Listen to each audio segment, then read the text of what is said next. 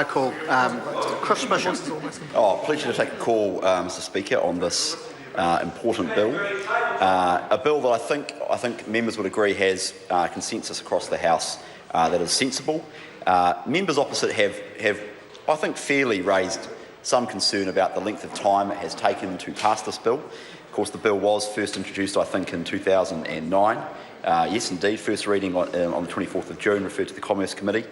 But I think members opposite do cry crocodile tears when it comes to complaints about the length of time it takes to pass bills, because members on this side of the House, or members generally, may be interested to learn the names and the numbers of bills that were on the order paper in 2008 when National took office. We had, of course, the Education Establishment of Universities Amendment Bill, first introduced in 2006, no progress under Labor, the Oaths Modernisation Bill, the Rail Network Bill, and there's a real doozy.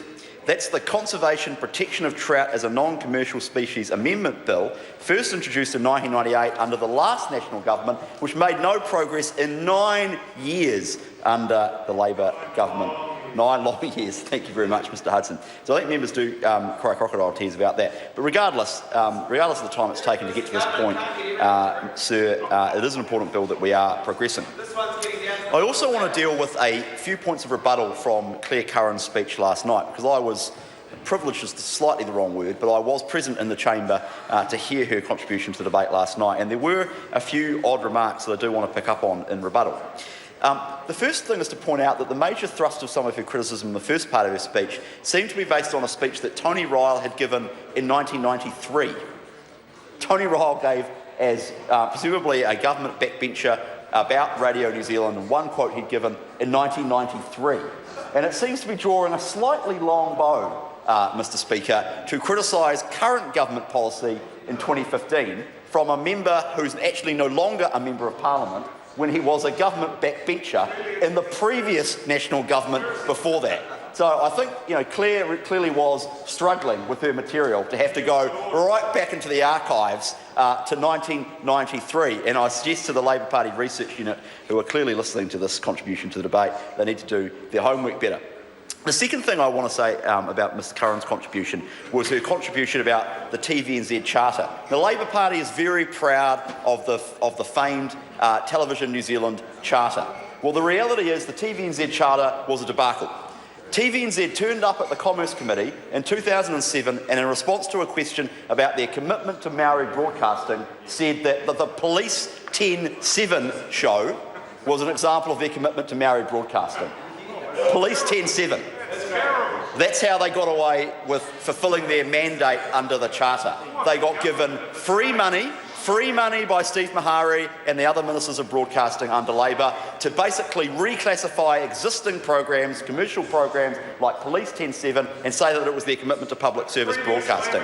Well, actually, the National Government took an enlightened policy to the 2008 election. We said, rather than giving TVNZ $15 million of free money, let's unshackle them from its mandate, its dual mandate. Let's let them do what they actually want to do anyway and be commercial. And let's give that $15 million to New Zealand On Air, which will be medium neutral as to where that money goes. So, in other words, they will select programs, and it could be on TV3, it could be on TVNZ, it could be on a variety of other platforms, and increasingly in the modern world, it's actually through digital. And New Zealand On Air's now got a digital media fund, which is the world first. That was an enlightened policy, and we think it's actually made for much better delivery. It's unshackled TVNZ from that mandate. The other mistake she made was to say that National had made TVNZ commercial.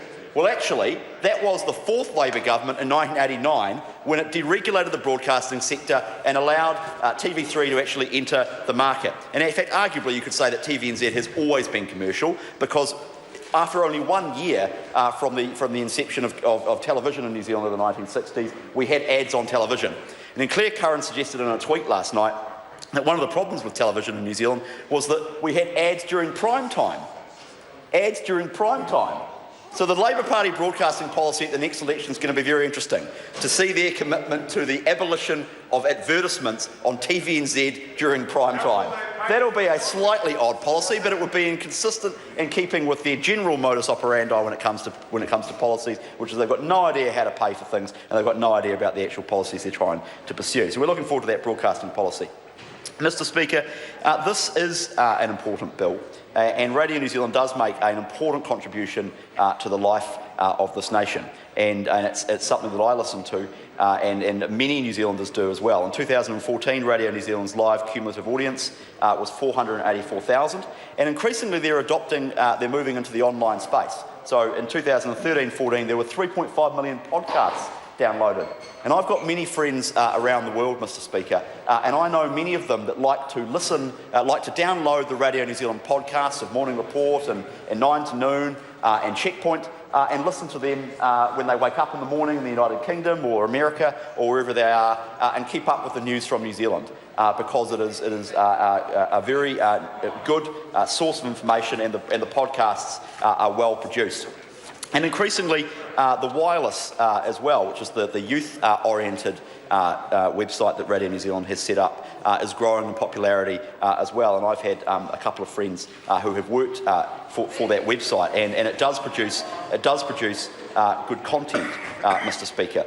And, you know, one of the things that we used to talk about, or not we, but one of the things that people used to talk about back in the 1990s was, you know, a youth radio network, that New Zealand needed a triple J like Australia has, which would be an advertisement-free radio station. And I know Neil Finn, the musician, and a few other people were very, very keen on a youth radio network. And actually, to be fair, I used to be an advocate of a youth radio network as well. I was once a youth parliamentarian. And I advocated for a youth radio network in my question, in the Youth Parliament question time, to the Minister of Broadcasting, Marianne Hobbs.